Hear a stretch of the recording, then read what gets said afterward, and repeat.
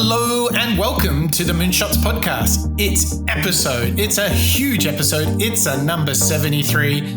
I'm your co-host, Mike Parsons, and as always, I'm joined by Mr. Mark Pearson Freeland. Good morning, Mark. Good morning, Mike. It is another pretty sunny day in Sydney, isn't it? It's okay. A little bit overcast, but, as an Englishman, I quite enjoy this sort of weather. What do you think? Well, I can see you delighting in this autumnal weather, this fall weather of Sydney, Australia. It's a bit unfair. I don't think we should show off too much for those that are still enduring a slightly chilly wintertime in Europe or America. But Mark, there's a whole lot of warmth and energy on this podcast. We are going to continue our media innovation series. We just did Bob Iger, but for today, we are taking a pivot into someone different, someone a bit challenging for us, and someone who has many, many concurrent themes with all those other innovators that we've studied, who is going to bring us some new and fresh thinking today. I'm glad I got to introduce him because he shares a namesake to me. It is Mr. Mark Cuban. He is a real powerhouse in the media space. A lot of people will go into his career shortly. A lot of people are going to recognize him from Shark Tank, as well as owning the Dallas Mavericks, which he bought in 2000, in fact. But he was a real trailblazer in the media space, wasn't he, Mike? He set up the foundation of a lot of the businesses and verticals that I think we almost take for granted nowadays. And Absolutely. he was quite a leader, especially when they first came out. And it was great digging into his background because he's had so many different things going on. Yeah, he's an absolute firecracker, Mark. That's for sure, isn't he? I mean, this guy, he brings energy in an abundance, don't you think? He's one of the most energetic audio clips and characters that we've probably profiled, in fact. I mean, We've had a lot of insights from a huge amount. Well, this is episode 73. So from 72 other innovators in the past. But I got to say, he is charismatic, energetic. You can almost hear the passion coming out of every talk that he does. And that's a lot of fun to listen to. Yeah, he's got a lot of energy and he's got a lot of nous because he was definitely a pioneer of really streaming media way back in the day. So we're talking in the 1990s with broadcast.com. That really was a forerunner of podcasting. It was a forerunner of Netflix. And he signed a nice little check with the guys for several $1 billion at Yahoo when it was acquired. And for those of you who don't remember the 90s and the first .com bubble, he timed the sale of broadcast.com beautifully. And since then, what I love is he's gone on to do so many great things that you've mentioned. And what I like about what's on offer for today is we're going to get into themes of energy, how to not for a moment sit on your laurels, but to earn everything. He is a competitor at heart, and he brings us some new thinking. And don't be put off by his bombastic go-getter attitude. I think in here we've got a fundamental entrepreneur who really is a good guy. He might be a bit tough on Shark Tank, but he really is a good guy. So we've got lots to learn. We've even dug up some fantastic financial well-being advice from him, some tips on how to save money and to build your own personal wealth. So this is going to be full of new themes. It's going to reinforce some of the old themes that we continually hear on the show. It's going to be a wild ride. But before we jump into Mark, I think we've got to give a shout out, Mark, to all of our listeners. We've put a big push and a big invitation out to our listeners to review the show and to rate the show. And I think we first want to say thank you because we've got so many ratings. The show has now been rated in the different podcast apps 92 times. Quick note to you all, 8 left till we hit the 100. You can do it. But we've also had 24 reviews on all the different platforms. And the reason that this matters is it helps other new listeners discover the show and get to share in this sort of what we call learning out loud together. And I've got to marvel at some of the usernames, Mark, that our listeners, they're like the best. I mean, there's got to be a business in this. They are fantastic. We're really grateful, aren't we, Mark? We really, really are. And we get so many lovely emails and, the reviews from, well, I've called out Boho Snowpants before, but I've got to call out that name again. What a great username.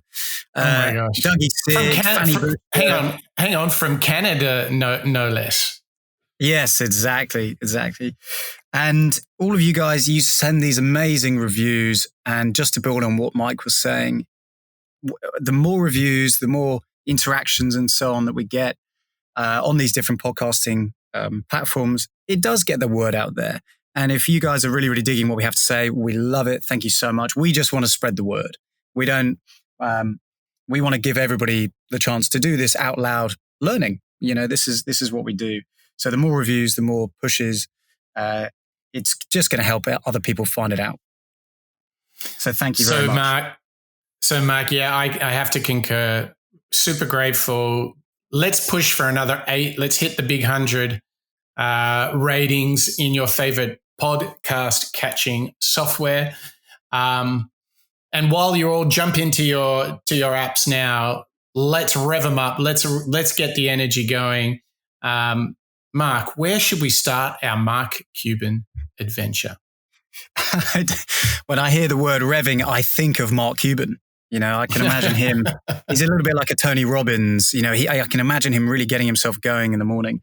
So we're going to start. We've got an action-packed show today. We're really getting into the thoughts and the mindsets of this incredibly bulldog, but also charismatic guy, Mark Cuban.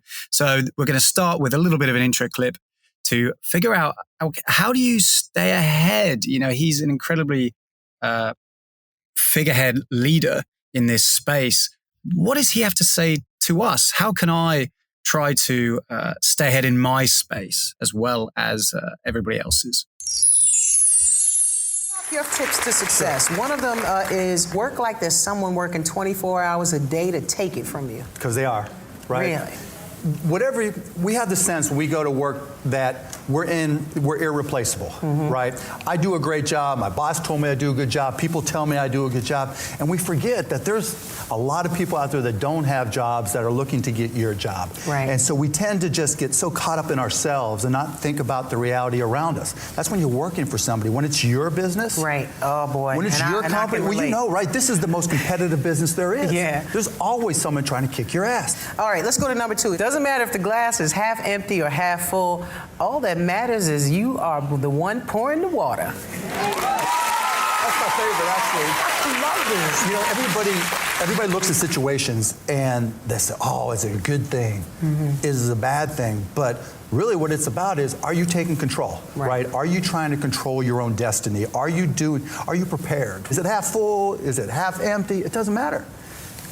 You're pouring the water. The wisdom of Mark Cuban. What? What? We got to make sure we put the what on it. Wherever I see people doing something the way it's always been done, that's just a big red flag to me. Because it's not original. Right. Like Henry Ford used to have this saying, he said, if I asked my customers what they wanted, they would have asked for faster horses, right? And it's true, right? We just know what we know, and when you see people just doing what they know over and over again, all you got to do is ask yourself, what would I do differently? That's what I'm talking about. It's true. Yeah. There's so much in that, Mark. I don't know where to begin. I mean, whether the glass is half full or half empty, make sure you're the one pouring it. I mean, does that not speak to ownership, taking ownership for your destiny, for things that are going to happen? And then I love this really practical thing when looking at ideas like, what would I do different is the question he asks when he looks at a problem and thinks about a solution. So don't just follow the herd. Do something original. Oh my gosh, Mark, what stood out for you? Like, what's the takeaway here from this first entree into the world of Mark Cuban? Look, I think the pouring the water is a very, very great analogy that you can follow in your day-to-day life. It's quite empowering at the same time as, motivating. I want to be that guy. It doesn't matter whether it's half full or half empty. I'm in control. And for me, trying to, gleam and learn from Mr. Cuban, that tells me, okay, well, how can I take ownership of things? How can I take that away after the show today and think, okay, well, where in my life, in my career, could I have that little bit more control? And it isn't because I'm trying to take over necessarily, but it's how do you keep it on track? How do you have that empowerment to, be a master, I suppose, of that space and of that entree, as you say. I ask myself, like, I really think about this ownership thing, because what I notice in myself sometimes is I can have a tendency to blame others. So I really love the idea of always having a default to asking myself, how can I take ownership for the outcome?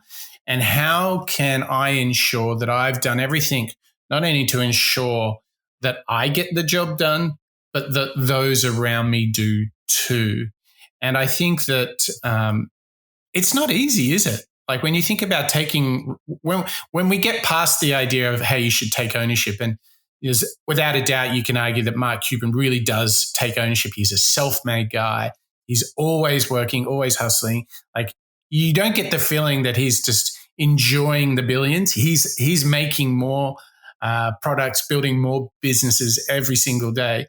For me, I'm really challenging myself as I listen to this, like, what does full and complete ownership look like? Because I think that is how Mark Cuban has done it. He takes the responsibility for himself, for his businesses, for his organizations. How do you process this, Mark, this idea of ownership? Well, just to build on that before I try to put it into my own words, and something else that we're going to see in some of these other clips is the reason why I think some people don't take ownership and sometimes aren't willing to step into the arena, as our friend Brené Brown would say, is fear of failure. If I am in control of pouring the water, I might be afraid that some of it's going to get spilt. And I think what Mark Cuban is demonstrating, again, we'll go through a lot of these in the show, is it's okay because it's just important that you know what you're doing. You're in control. You want to be original. You've got to be that's the innovator mindset that I think we've seen in a lot of our innovators in the past. That's interesting because, you could argue that first part of what you're saying in referencing Brené is like, don't get stuck in your regrets. Don't get stuck in your failures. Embrace them. Ask yourself, what is my story? I mean, that's what Michelle Obama did too. Like, what is my story? Own it completely. And then start to make changes. And I love this idea of starting small. Like if someone's not exercising much, then just start with one short walk per week. And then the next week, do 2 walks, right? Don't make it too big. And I think nothing beats having a dream or a vision for yourself. And I think that helps you take ownership. And I just want to do a bit of a sidebar here. I've been obviously watching The Last Dance, which is the Chicago Bulls 6th championship documentary on ESPN and Netflix. And the takeaway that I can share with you, Mark, and with our listeners is that Michael Jordan, easily the best basketball player in history. Michael Jordan may be the best athlete in history, but what underlies it is he took ownership. When you see this documentary, when you see what's behind it all, there is a desire, a vision to be the best in the world at basketball. And then there is a deliberate and purposeful ownership of that objective. Like, he is not blaming, he needed to go through a journey to stop blaming teammates and to bring them into the process. But when he learned to be a team player, it was all on. And it was one of the greatest runs in basketball history. And what's so powerful is that Mark is teaching us the same thing. You have to own it. And I think that is such a powerful learning. Out of all the things that he said, make sure you're the one pouring the glass. Half full, half empty, who cares? Life's full of ups and downs. Go out and own it. And I think that's super powerful, don't you? Well, I think the insight is once you take that ownership, once we take the ownership of being part of the Chicago Bulls team or pouring that glass of water, it means that you're completely in control. And that's something, that energy that you put into things, that's what you can control day to day. So even if something was spinning out of control and it felt a little bit too much to handle, pressure in the public or, somebody saying something on social media, whatever it might be, your reaction, as you've said, Mike, in the past, your reaction to things is what you can control. So the true. way that Your you choice. handle is how the passion and the time that you put into it. That's the energy that you have in your hands. And I love this idea of ownership. I'm going to have to go and watch The Last Dance and see what Michael Jordan is doing in the team lessons. That sounds great. Well, we might need to do a Last Dance special episode. This idea of ownership is so powerful. So powerful. What's interesting about Mark Cuban is he takes that ownership and he channels that so much into entrepreneurship. And as you can expect, he's got his signature energy, ownership, tenacity, that go-getter attitude. He's totally bringing it to life. And this next clip is him talking about some 3 essential rules for entrepreneurship.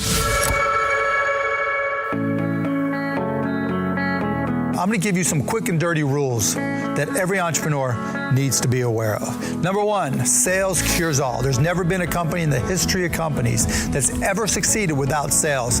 Anybody who's ever told you, don't worry about sales, you can grow it and then worry about sales later, they're lying to you. They will fail, you will fail. You have to be able to sell. And do you know who the biggest salesperson in your company has to be? You. And number 2, selling is not convincing. Selling is helping. A lot of people, particularly if you don't have a sales background or this is your first time into sales, think it's like, oh, I'm selling ice to Eskimos, right? I'm doing something where I have to convince somebody to buy something they otherwise wouldn't buy. Wrong. That has nothing to do with anything. When you're selling, you're helping. The whole concept of being a great salesperson is not about who can talk the fastest, even though I am talking kind of fast. It's not about who can talk the most nonsense. It's about taking the time to understand the needs of the person you're selling to. Because if you can't create a benefit for them, if you can't show them why your product is going to be better for them and their life than the other options out there or what they were doing before, you are not going to have a company. The third message is all entrepreneurs lie to themselves. We all go through the same process. We tell ourselves, this is the best. Everybody loves us. No one's going to not like my product. Of course, that's not true.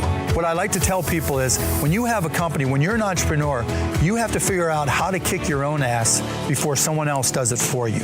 You have to look at your own company and be brutally honest with yourself and say, what do we do well? That's great. But also be honest and say, what do we not do well? Where are our challenges? And then how can we improve them? That's a big clip. There's a lot of good tips there. I'm going to propose something, Mike, and tell me what you think of this. I think that all 3 of those tips come out of one core behavior that I think Mark Cuban is demonstrating here. Okay. He's talking about always be selling. He's saying it's okay to sell. That's cool. No others. Great. and don't lie to yourself. I think all of those are coming from this insight of be aware, be knowledgeable, have the awareness of your market, of your competitors, of your product, as well as your audience. Be aware of yourself. Be aware of your behavior and the way that you respond to things. Again, similar to the first clip that we got into, it's about ownership.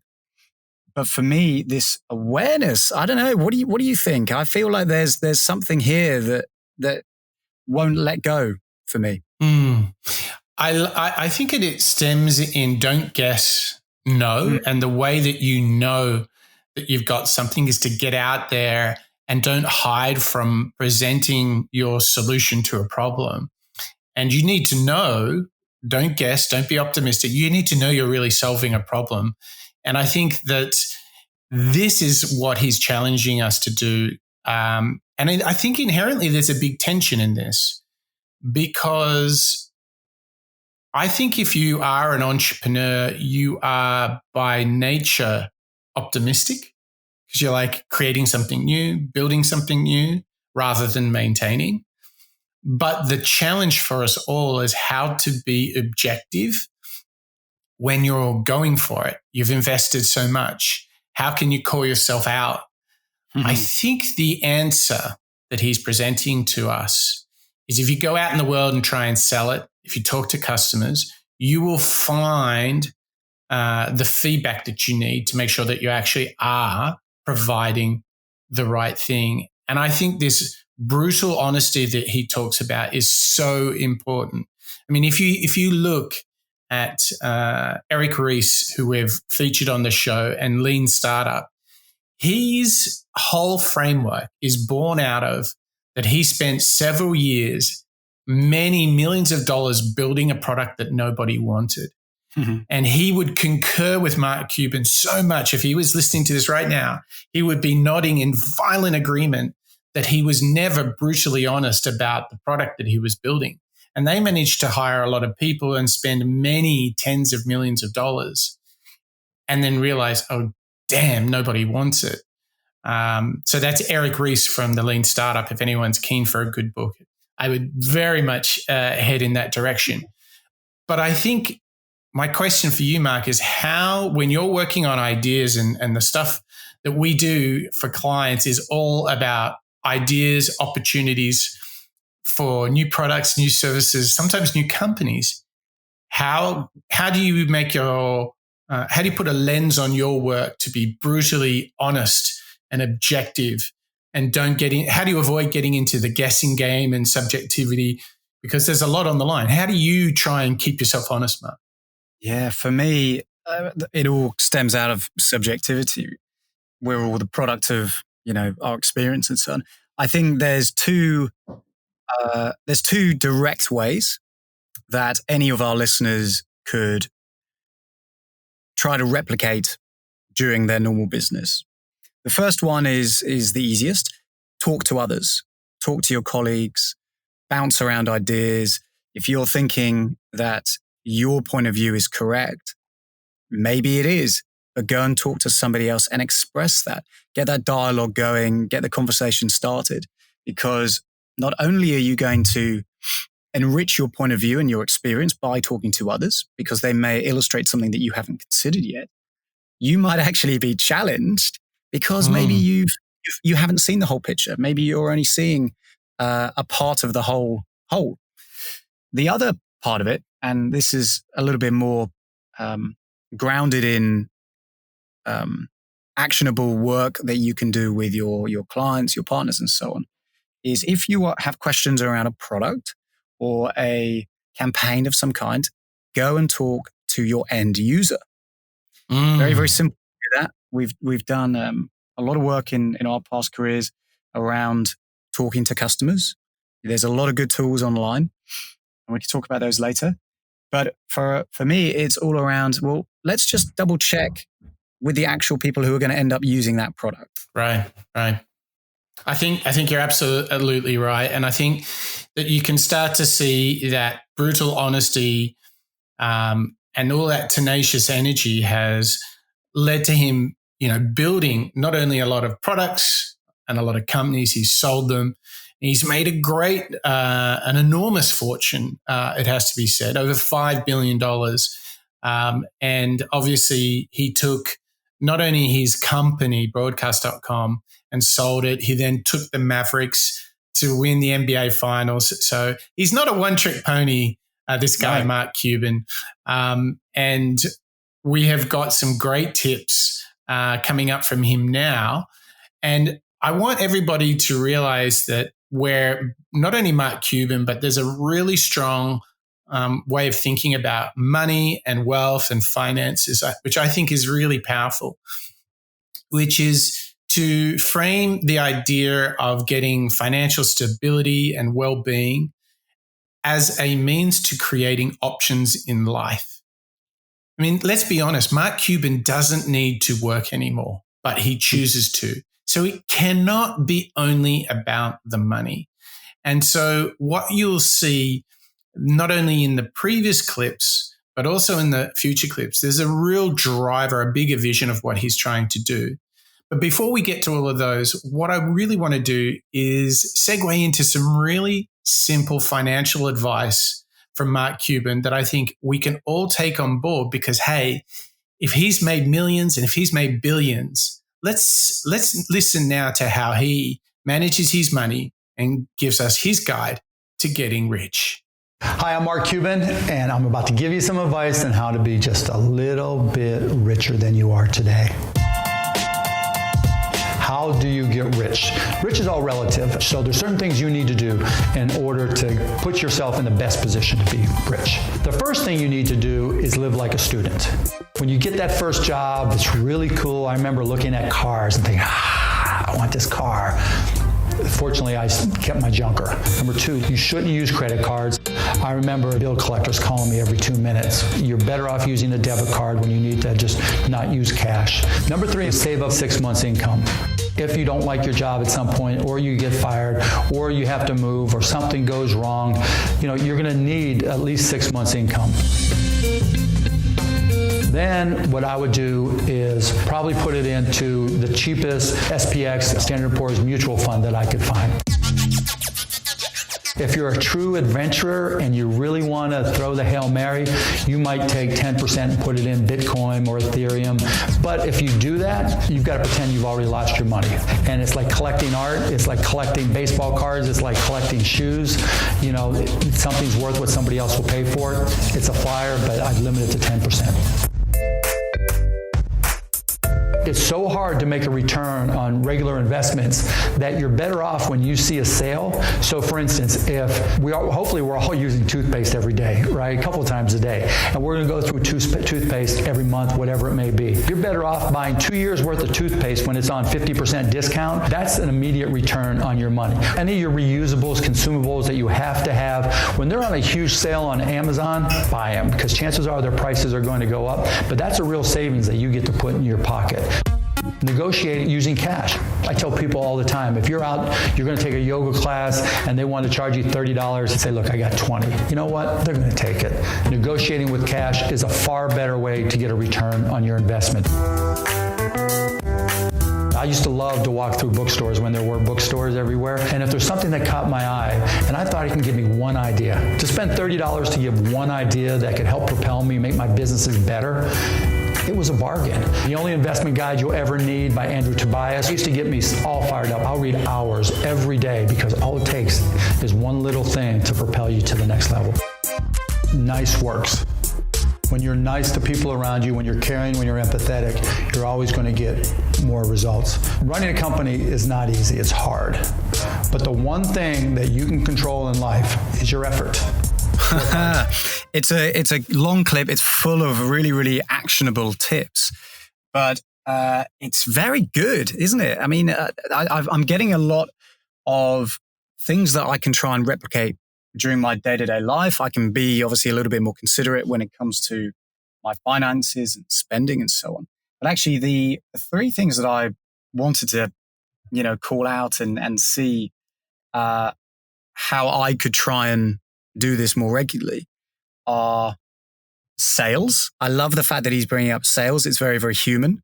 It's very, very, he's like one of us. which is, a great little insight. Despite him being able to afford the Dallas Mavericks, he'll still look for a good sale on Amazon.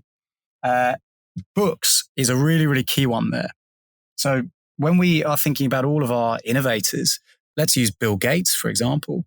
He is famous for the amount of work or the amount of time that he puts into reading books. He really becomes absorbed in all sorts of different topics and touch points and verticals. And this insight from Mark that books are bargains, how good is that? That's something that I can go home and do. I can immerse myself in dozens of books. I can just be like a sponge. Yeah, I mean, you can look at the several tips that he gave us there, and each of them we can learn something from. The other thing is you can hear how complete he is in making progress, in doing new things. Everything from books to working hard to, oh my gosh, when was the last time you heard a billionaire talking about the toothpaste being on sale on Amazon.com? Like, seriously, Mark.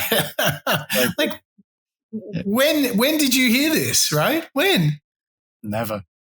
So I think here is that his opportunity he sees growth in every opportunity and every challenge that comes by in all parts of his life.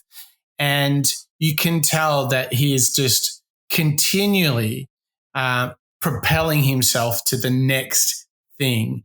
And everything's viewed by return on investment. I think what you can see here is the ultimate entrepreneur, the ultimate hustle of what it takes to build wealth. And you're left with no doubt that he thinks about it all the time, but he's also working on it all the time. And I think that's the greatest lesson that we can take here.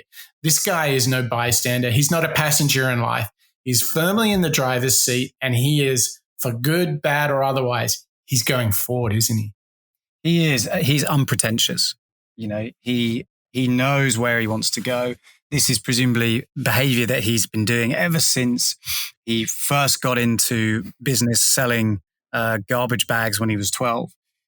He's being financially stable, and he's demonstrating this behavior of an innovator, which is look for those little opportunities. Be aware of those things around you, how everything adds up. He's aware of the market. And ultimately, what we're seeing in all these clips so far is he's playing to win.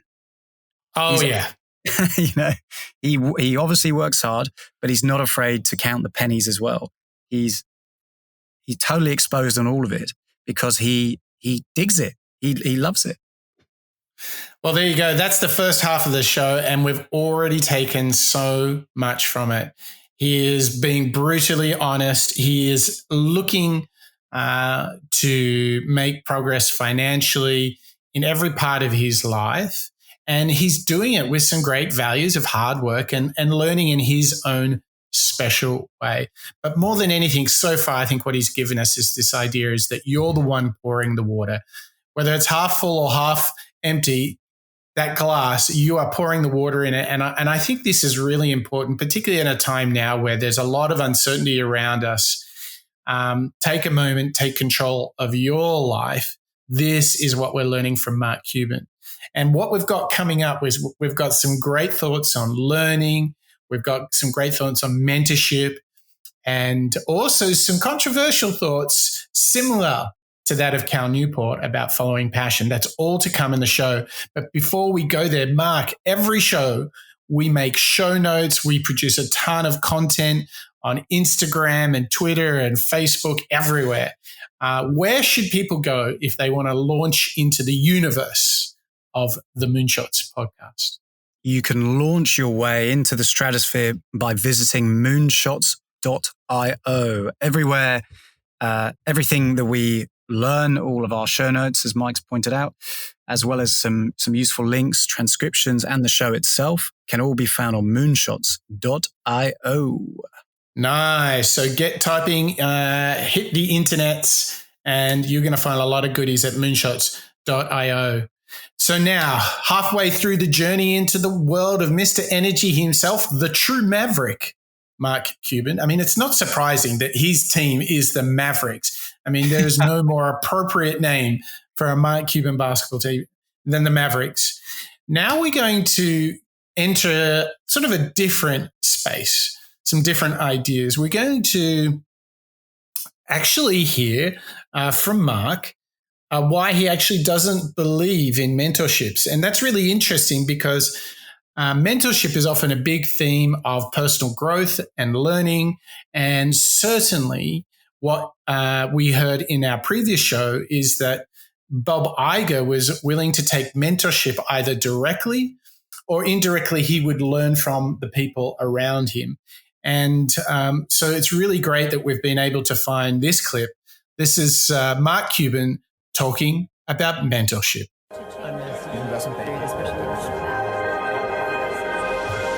I liked what you said a few minutes ago about that one of the things you notice and that you recoil against is the idea that many entrepreneurs say, I need a mentor, I need an advisor, I need a coach, I need you to tell me what to do, right, rather than getting dirty with it.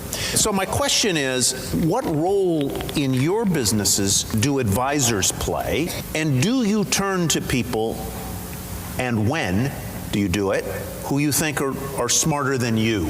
I always try to hire people that are smarter than me and that complement my skill sets. Like I'm a ready, fire, aim guy, and I always try to partner with people that are very anal and perfectionist to kind of balance me out or have a skill set that I don't have.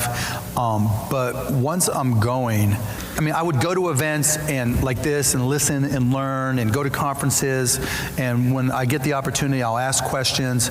But I can't ever say ever where I've said, I'm going to call this guy and just see what he thinks, or this woman, and just ask. That's just not my style. I mean, because at some point I'm going to have to be responsible for whatever that knowledge is. And also I have the benefit of being in the technology business. And it's a benefit because there's always something new coming. And I've always had the attitude that whatever it is, so if it's virtual reality, if it's the Oculus Rift, it's new to everybody except the people who invented it. And so I'm at first base like everybody else. And then it's just a question of effort of learning it as well as everybody else. So other than going to the originator of the idea, concept, product, service, whatever, I'm tied with everybody else and having the opportunity to learn it, so I'll just put in the time to learn it. So from a tech perspective, and that's always served me well, because once you understand these different products, you understand how they fit together, and it also helps you make decisions and understand what will work and what won't work. I mean, you're kind of the definition of a self-made man, but were there people in your life who you considered mentors? No. Really? I have one guy I worked with. I got a job out of college at a company called Tronics 2000 who wanted to franchise the the television repair industry. Didn't have a long future, but it was a job. And a guy named Larry Minot, who just would tell me the best advice that I've probably ever gotten, because I'm always, go, even back then. And he was like, Mark, I want you to do one thing for me when we sit in a meeting. I want you to take your pad of paper and your pen, and up in the right-hand corner, just write down the word listen. And to this day, that's what I'll do. I'll write down the word listen to remind me just to shut the hell up and see what they have to say. But that's as close as I've come. Because again, to me, by figuring it out, that creates a platform for me to go forward. It's a good one. So again, there's a lot of weight in all of these clips that we have from Mark. Actually, they're full of good little tips and behaviors that we can start to replicate. Especially that writing listen in the top of a piece of paper. I think that's one that I'm going to start doing actually. But for me, it's controversial, or it's going against what I think we have seen in recent history of gravitating towards mentorships and looking for opportunities to learn from others. But actually, it's not too surprising hearing it come from Mark. This is the guy who's telling us, forget about whether it's glass half full or glass half empty. Own the water. Pour your own. And this ownership, again, is starting to come through. This responsibility of putting in the time and learning it yourself. This is an innovator who has been in a number of different verticals, ranging from technology all the way through to sport. And it's inspiring or empowering perhaps to hear somebody who's as busy as Mark Cuban, TV shows as well. He still takes the time to become a professional at the area that he's involved in. So for me, in my day-to-day job, because occasionally we do go into different sectors ourselves in business, it's a call out that Mark's making, which is don't just look to other people to be the best knowledge source in the room. Don't look for others to keep you informed. You can still do that, but actually put in your own time to go and learn, to go and read, to go and be exposed. And I think it's a nice, it's kind of pushing us away from this mentorship model and into a sort of DIY space. What do you think, Mike? I love it because he's taking nothing for granted and he's celebrating the Cal Newport craftsman approach. And he's like, take full ownership, go out and really, I love the fact that he writes listen in the top of the page. And that's basically the only good mentorship he's received. But what you hear here, and I think this is really important, is he's quite prepared to earn things. He doesn't believe that he is entitled to have some grandmaster, some Gandalf-like figure come and explain the world to him. He's quite happy to go and work it out himself, and he's hungry to do it. He's tenacious to go and do it. And frankly, he doesn't have time for mentorship because he's too busy learning. I like this because when I think about the fact that one of the greatest ways that I have learnt has been through doing this show, learning out loud with you, with Chad, with all of our listeners. This has been such a wonderful journey, not only to share ideas, but for me to learn myself. I'm not waiting for Mark Cuban to pick up the phone and call me and explain everything to me. I'm prepared to go out, decode what's happening, and ask myself, well, how can I do it too? So I think this is really powerful for everyone listening to the show. Is learning is your choice. You're in complete control of it. Go out and learn like crazy. And I think I've been guilty of sort of waiting for the ultimate mentor to come and find me. Maybe I need to go find the knowledge and the wisdom myself. And I think we can all do that. I think you're quite right. It's very easy. Waiting is one of the easiest things we can all do. I know. It's also one of the most dangerous things we can do, right? I know. Because time isn't something you can really get back. You lose money, sure, you can probably earn it back if you're lucky. If you lose your job, you can work harder getting another one. And, if you lose time though, that's the most valuable assets that we have. So using your inner Mark Cuban, Mark, the question is, how do I stay educated? How do I make the effort and be a pro? Well, for me, we're living in a time when I would argue it's never been easier to learn. We have dozens of platforms around us in our day-to-day world, in our pockets even. We even celebrated quite a good one on our last show, if you remember, Mark. We did. In fact, well, hang on. Where should people go if they want to get some innovation tools for entrepreneurs? I highly recommend everybody to, if they are being inspired by Mike and I talking about learning in this episode, to go and check out a product that we made called bottomup.io. It is an online learning platform and repository full of classes and keynotes around a lot of different skills, including design thinking, rapid prototyping, as well as some case studies of our favorite businesses that are out there.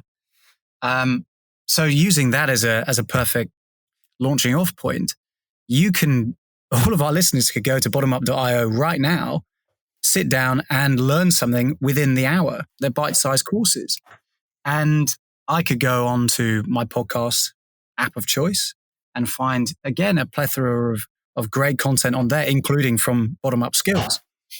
And I'd say that actually learning is you're only going to learn if you take ownership of your time and put it towards that thing. Wouldn't you agree? You're in control. Yeah. And when you're able to pull this all together, you can do this just like Mark Cuban, because what he does is when he walks in the room, he wants to know that he's got something to offer. This is not dissimilar to Bob Iger, who researches and prepares for his meetings. Mm-hmm. Let's have a listen now and see how Mark Cuban gives people a reason to listen to what he has to say.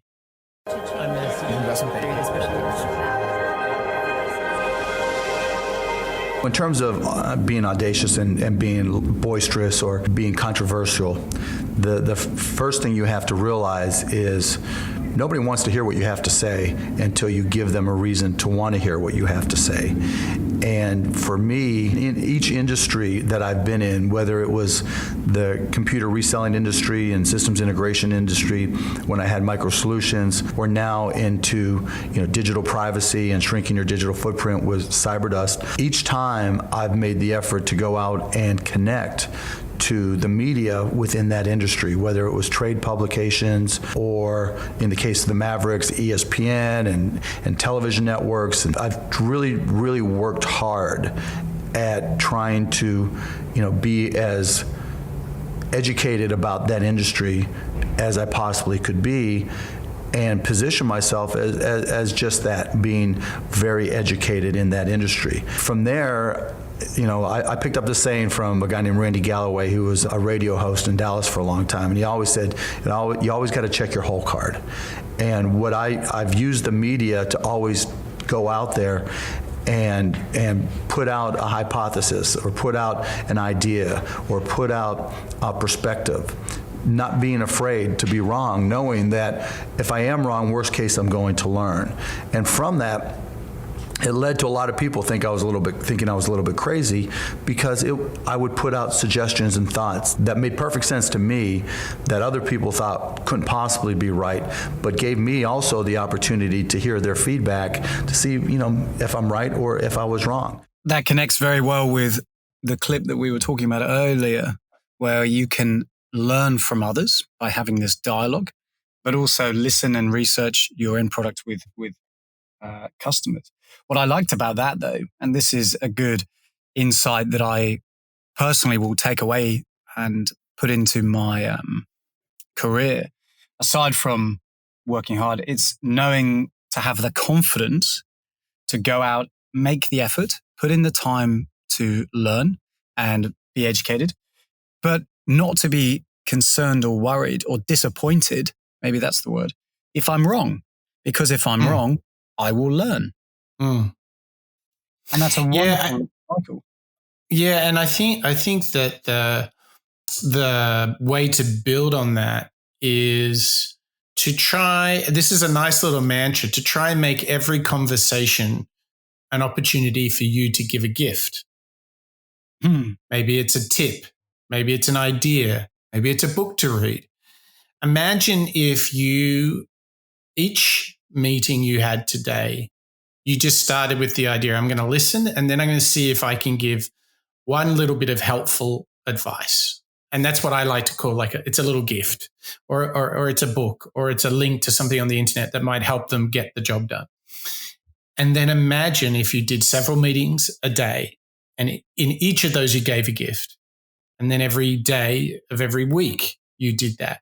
Imagine every week, 52 weeks of the year, every time you're in a meeting or a conversation, you just had this mindset of, how can I give a gift in this meeting, in this conversation? And look, it's a work in progress for me, but this is sort of a really powerful mindset on how to give people a reason to listen, is if you listen first and then you always understand and acknowledge what they've said and then say, okay, well, if you're trying to do that, have you thought about this? Have you read this? Have you seen this? I like that. So make every conversation a gift? It's a real challenge, actually, because I'm going to try and do the same. To build on your point, Mike, I'm going to challenge myself to go into my day-to-day conversations with friends, family, and colleagues, and see how I can give them a gift. What would be a format of the gift in your mind that you've been doing so far? Is it like you say, a book recommendation? Is it a tip on how to be more productive? I think it can be all of those things, but those all assume that you've done a diagnosis of a problem together. You've both agreed that the solution looks like this. Then you say, okay, well, how are we going to get that done? But sometimes the gift might be actually reframing the problem. Let's say somebody says, I'm trying to run a faster mile, okay? And they say, I've been training so much I just can't get faster than 5 minutes per kilometer. Okay. Now, they might say, do you know any techniques I could use? Like, is it my arms or is it my knees or legs or whatever? And I mention all this because I'm into running at the moment. So what would be interesting is you might say, oh, look, you should do these things. Always look into the horizon. Always keep your head up. Don't stoop over. Make sure you strike with the front of the foot. Those would all be technique things. But maybe the gift you can give is if you truly listen to them, you might say, well, maybe your technique is fine. Maybe you're training too much. Or maybe you're doing the wrong distances in training. Maybe you're not giving your body time to rest. To me, that moment is equal to that of if you give them a book, a tip, a link, or an idea on a solution, sometimes it's actually reframing the problem. And a lot of the time when I talk to people, I often find they've been talking in their own head, or they've been in an organization where the groupthink is, oh, the problem is this, the solution is this. And then if you ask more questions around the diagnostic, if you ask more questions on, hang on, what is the real problem here? And then do the classic Toyota 5 whys. Oh, that's the problem. Why is that the problem? And then why and why and why. You often get to the source of the problem. I think your gift can be helping them reframe the problem. And that you can imagine someone in that meeting, to use the running analogy, might be like, oh my gosh, I've never thought about whether I should do the sequencing of a long run and then the next day a short run, then the next day rest day. I never thought it. I've just been running heaps and heaps and I've maxed out. I can't go faster. So then they say, well, I wonder then, they reframe the question from how do I improve my arm action when I'm running to, well, how do I train better? And that will, even though it's another question, that will feel like progress because they've actually made a step in a new direction. They've reframed the problem and they can already start to feel, oh my gosh, so now I just need to find some good information on training programs and how I should sequence the days and how I should group together the activities and how I should level them up. That's as much as a gift as a good book. Good work. I love it. It's the context that sits around. So not just a technique, but context around what that problem might be that somebody's bringing up or the conversation that you're having. I mean, to link it back to Mr. Mark Cuban, I think where he would agree with you and your advice here, Mike, is to make the effort, to work hard, to listen to that other person and to think about it from I'm in control of how I react to this individual's conversation.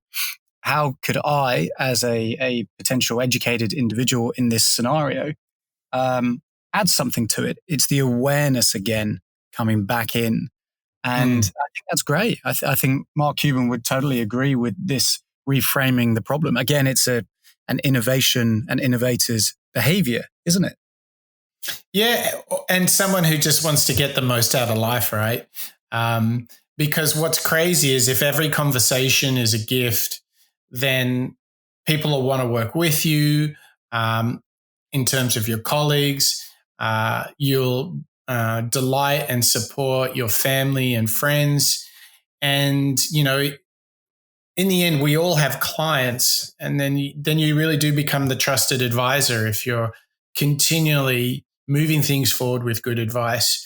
And I think when we look at moving forward in life, one of the themes that Mark is teaching us about is don't wait around for a mentor, right?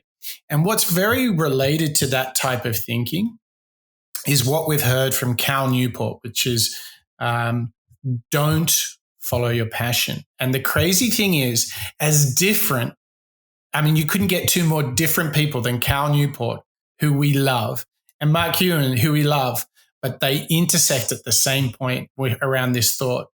So the question becomes, and Mark Cuban is about to tell us, if we don't follow our passion, what do we follow? One of the great lies of life is follow your passions. Everybody tells you, follow your passion, follow your passion. I used to be passionate to be a baseball player. Then I realized I had a 70-mile-per-hour fastball. I used to be passionate about being a professional basketball player. Then I realized I had a 7-inch vertical. There's a lot of things I'm passionate about, a lot. But you know what?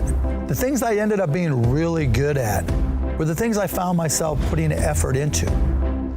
A lot of people talk about passion, but that's really not what you need to focus on. You really need to evaluate and say, okay, where am I putting in my time? Because when you look at where you put in your time, where you put in your effort, that tends to be the things that you're good at. And if you put in enough time, you tend to get really good at it. And if you put in enough time and you get really good, I'll give you a little secret. Nobody quits anything they're good at, because it's fun to be good. It's fun to be one of the best. But in order to be one of the best, you have to put in effort. So don't follow your passions, follow your effort. Now, I'm gonna give you one other secret. The one thing in life that you can control is your effort.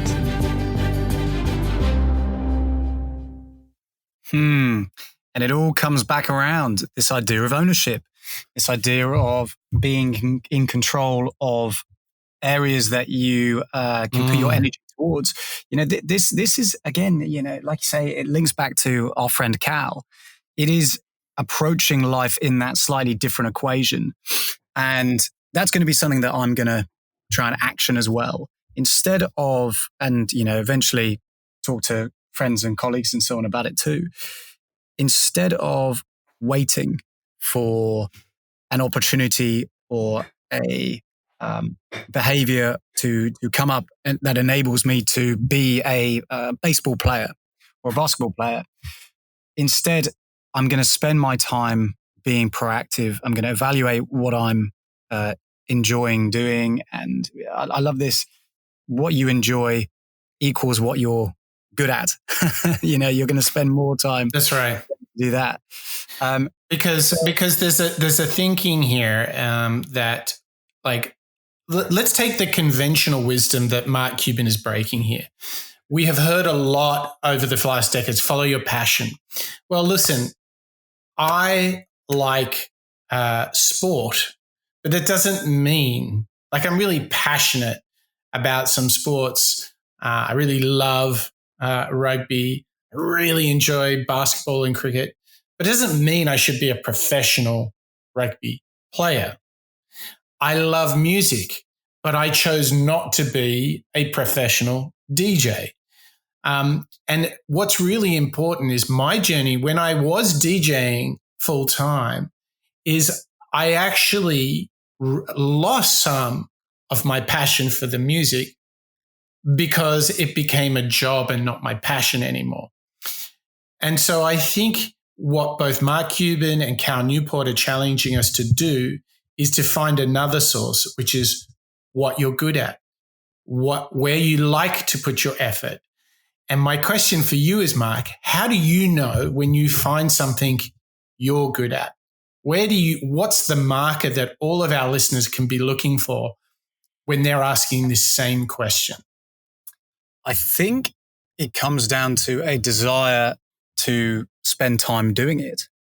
So rather than having this dream that is in the back of your mind, I think what shows whether you're good at something and whether you enjoy it is when you have an opportunity to go and do that thing. Let's say it's logging on to bottomup.io to, learn something new about design thinking. I think if that fills our listeners with a sort of excitement, I think excitement can be one of those indicators, then that's probably something that you enjoy doing. I think it ultimately, though, comes down to this inner motivation. If you can motivate yourself like Mark does to go out and be educated in different sectors and different verticals, then you are a learner. You are an innovator. You're constantly learning those new skills. And I think that's a good indicator as well, don't you think? Let's go deeper, though. Think about today. When do you know if we're not following our passion, and he's saying follow your effort and your energy? How do I know, Mark? How do you know when you've actually got something that you should pursue? If it's not passion, what does this moment of goodness look like with energy and effort? I mean, it's a hard one. It's a little bit of a challenge. Let me give you a thought starter. I think the thing to look for is when you feel a state of flow, when you feel so comfortable, even though the challenge might be a little bit stressful, that you're not worried about failure. You're keen to succeed. You're keen to do something well. You face an objective, you face a deliverable, but you relish the opportunity to be in the moment and doing it. For example, when I'm up in the morning and I'm just writing, that's when I know, and there's no interruption, and I just get idea after idea and I build.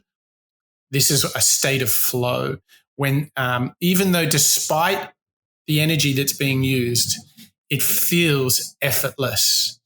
It feels exciting. There's no worry about failure. It is pure desire to enjoy, to thrive in the very moment. You know, when people talk about losing themselves, I think this is a marker. Whenever you feel that, regardless of the objective and the challenge, you feel so comfortable in the moment. So my question for you, Mark, is when are the moments that you feel not daunted by the challenge, but just thoroughly thriving in the moment? Think about in your work. Where do you feel like, what are the moments that you're really thriving in? I think getting under the skin of a problem with a client, perhaps.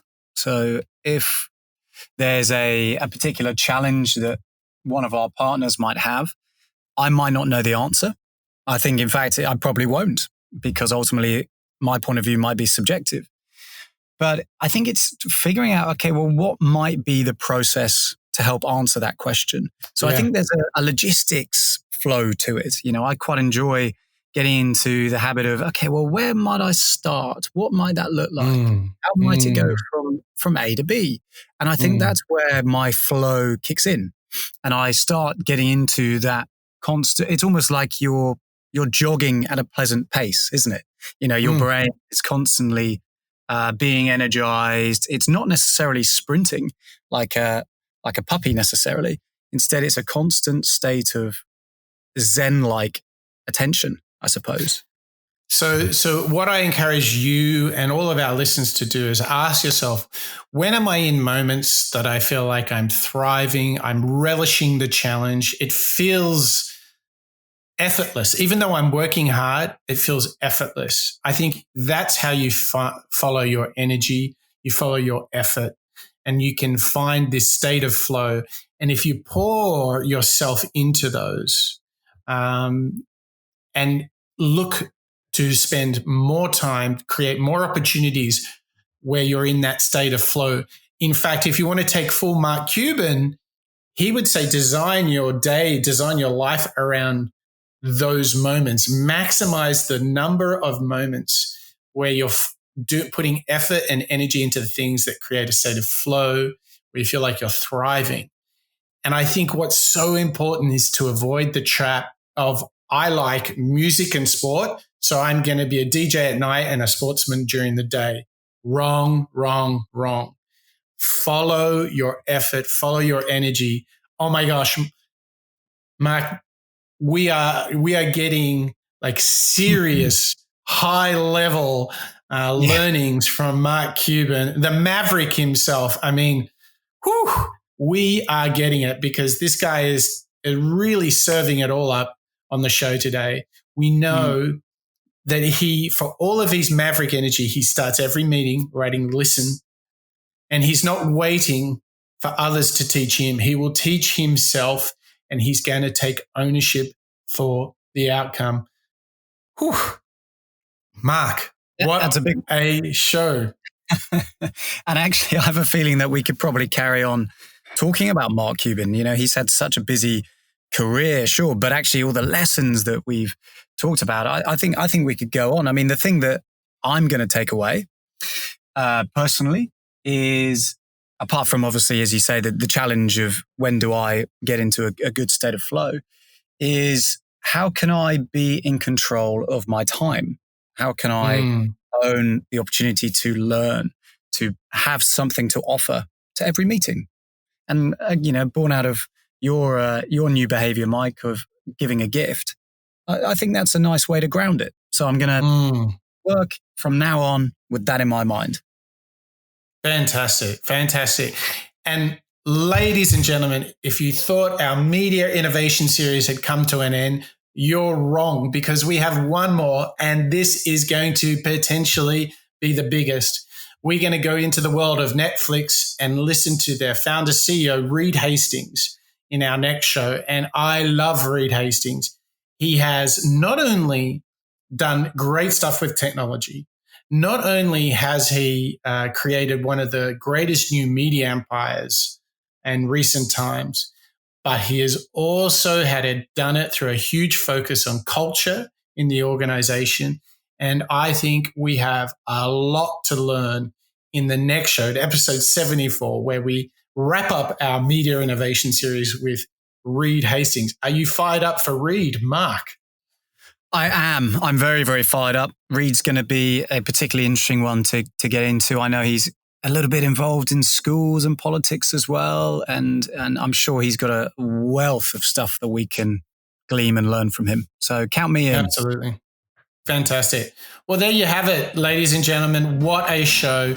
A surprise Maverick, a little bit out of left field, teaching us that it all really comes down to following your effort and just taking ownership and working hard every single day. Mark, I want to thank you for all your help pulling the show together and being here together with me to learn out loud, to share everything we can from these great innovators. And I can't wait till the next one. Mark, thank you to you. Thank you to all our listeners. That is a wrap of the Moonshots podcast.